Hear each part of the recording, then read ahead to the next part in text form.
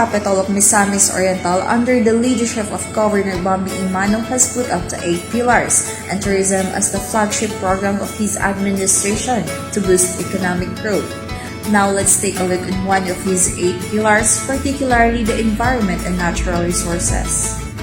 The office was born way back in 1992, whereas some of the functions was devolved as mandated from 2 agencies, the Mines and Geoscience Bureau and Department of Environment and Natural Resources, and passed on to local government unit.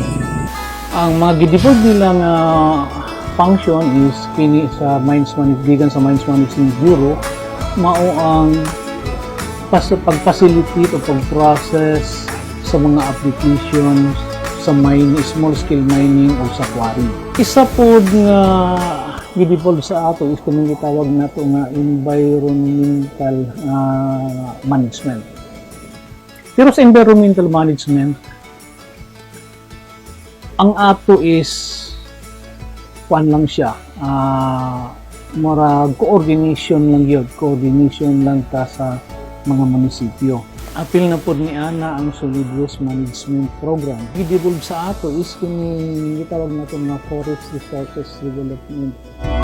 The Environment and Natural Resources Office is entrusted in formulating measures for the consideration of the sangguniang panlalawigan, in providing technical assistance and support to the governor, as the case may be in carrying out the basic delivery of basic services and facilities relative to environment and natural resources.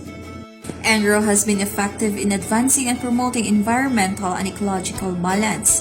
In the aspect of promoting and projecting ecotourism, this office is maintaining mangrove plantation at Mulugan, El Salvador. Sa barangay Mulugan, mo naman ni tourist spot. Matungi mo na ito nga biwok. Ang mangrove na ay mga biwok na mga plastadan itong naatay kakuluan niya. The area of about 12 hectares is presently taken care by personnel of Engr. The office is also looking for another areas possible within the province for mangrove plantation. Pasalamat ko ni Governor Bambi Emano kay dili pod tungod sa iya, dili pod ni nga ang atong manggroban dili pod nga ma-upside. Pasalamat ko ni ma'am sa Engr nga kung dili pod tungod sa iya, wala gyud atong manggroban. This office is also on the go for developing a tree park in a portion of the reforestation area at the municipality of Upol, particularly in Macaluesa, Patag, Upol, and also looking for another additional area for reforestation projects. In addition, the provincial Engr has able to improve the income of the province by generating revenues from the fees and charges obtained from commercial sand and gravel permit holders and concessionaries.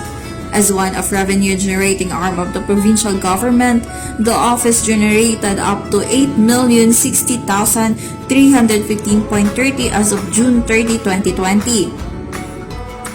The revenue generated shown is derived from the fees imposed in the application and issuances of permits to extract and commercial disposition of sand, gravel, boulders, and other quarry resources. Moreover, the office also strengthening its campaign against proper waste segregation. In fact, in the year 2018, the Provincial Government of Misamis Oriental thinking on how to help the municipalities on their solid waste problem.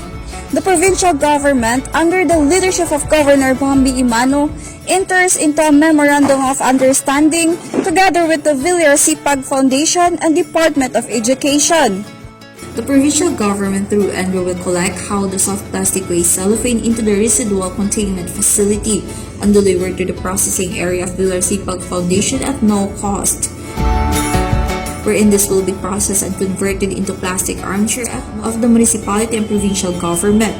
One plastic armchair is equivalent to 40 kilos of dry cellophane waste.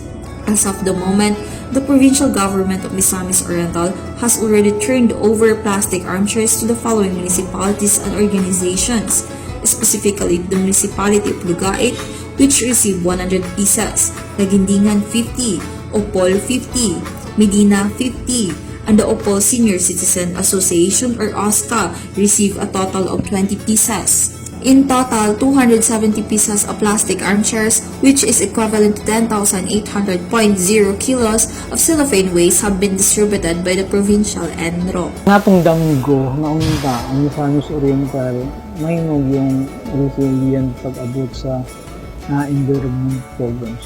Over the past decades, environmental problems have attracted enormous attention and public concern. Many actions have been taken by public and private sectors, yet, despite some successes, many problems remain unsolved, and new ones are still emerging. As per the saying that goes, our natural environment makes human life possible, and our cultural environment helps define who we are. We need to work together to protect Mother Nature.